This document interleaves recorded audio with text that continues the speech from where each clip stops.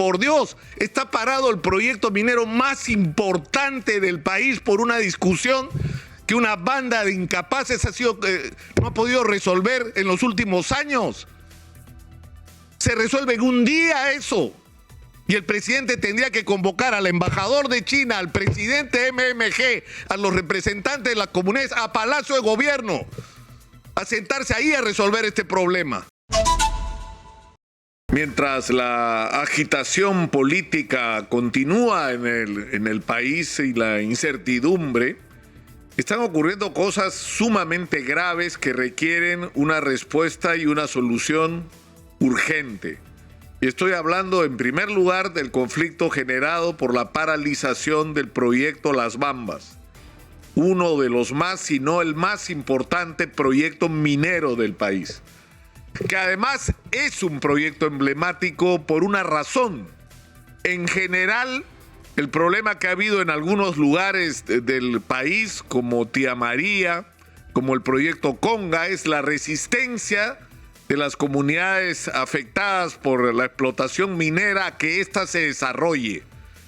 Y ha surgido lo que se ha denominado el movimiento antiminero, es decir, que lo que teníamos que enfrentar era la existencia de mineral enterrado y la imposibilidad de sacarlo por la resistencia de las poblaciones a que esto ocurra, por el temor al daño ambiental que esto pudiera ocurrir o al problema de la contaminación o a la razón que fuera.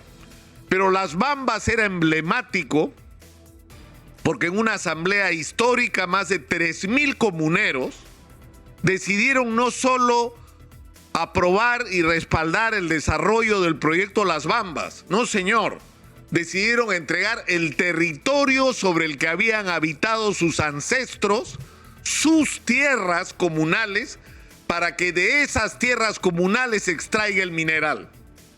Entregaron todo lo que tenían, es decir, no solamente eran comunidades promineras, sino eran comunidades que estaban haciendo un extraordinario gesto que debía ser tomado como referencia para el desarrollo de la minería en todo el país. Por supuesto que a cambio de este sacrificio tenían que recibir una compensación que en muchos casos no fue la justa, que en muchos casos no fue la correcta, que las valorizaciones que se hicieron, por ejemplo, del valor de las propiedades no tenían que ver ni de lejos con el valor real que tenía ese suelo sobre el que se estaba asentando la corporación minera en ese entonces Extrata. Y parte del acuerdo, que fue complejo, que fue difícil, pero que fue exitoso, era que el mineral se iba a extraer a través de un mineroducto que iba a llegar hasta la costa. ¿Esto qué significaba? Que no iba a haber una afectación ambiental en el recorrido del traslado del mineral desde el proyecto Las Bambas hacia los puertos. El problema es que ocurrió esas cosas que solo ocurren en el Perú. Es decir, lo primero es que el Estado peruano no tiene una política real de desarrollo minero, porque si tú sabes que en ese corredor no hay Las Bambas, hay varios Las Bambas, es decir, es una zona riquísima en mineral y que por lo tanto no solamente va a haber un proyecto, probablemente haya 10, tal vez 12 proyectos que se podrían desarrollar en toda esa región. Entonces necesitas cómo sacar el mineral, entonces haces un tren, pues, ¿no? Haces un tren. No es que cada vez que haces un proyecto te vas a poner a pensar cómo vas a sacar el mineral. Tienes una estrategia, una política como Estado frente al problema del desarrollo de la minería y todas las implicancias que tiene, como por ejemplo el sacar el mineral, que además el tren iba a implicar un cambio en la vida de la gente, para la agricultura, para el comercio, para el turismo, para todo. Por supuesto, nadie pensaba en esas cosas porque todos estaban interesados en el Perú. ¿Cómo es? Llegas al gobierno, estás 5 años, robas los que puedes y te vas. Es la fábrica de millonarios más increíble que hay en el mundo. Y por eso nadie piensa en el futuro. Entonces, ¿cuál es el problema? Que ocurre que Extrata pasa a manos, es decir, la concesión es transferida a la corporación china y es partida y se producen modificaciones, y una de las decisiones que toma la corporación china una vez que llega es que como habían cambiado las condiciones del desarrollo del proyecto, ya no les convenía el mineroducto y ahora querían sacar el mineral a través de una carretera. Y ahí se plantea el problema, que construir esa carretera implicaba afectar la vida de las comunidades sobre la que esa carretera iba a pasar. Y por lo tanto ya no se estaba afectando solo a las comunidades de donde se estaba sacando el mineral, sino las comunidades por cuyas tierras iba a atravesar la carretera con los tractocamiones, que son unos monstruos que llevan el mineral y que producen vibración, producen polvo, producen una afectación a la vida de la gente. Aparte que supone el uso de terrenos de las comunidades. Entonces, ¿qué fue lo que pasó?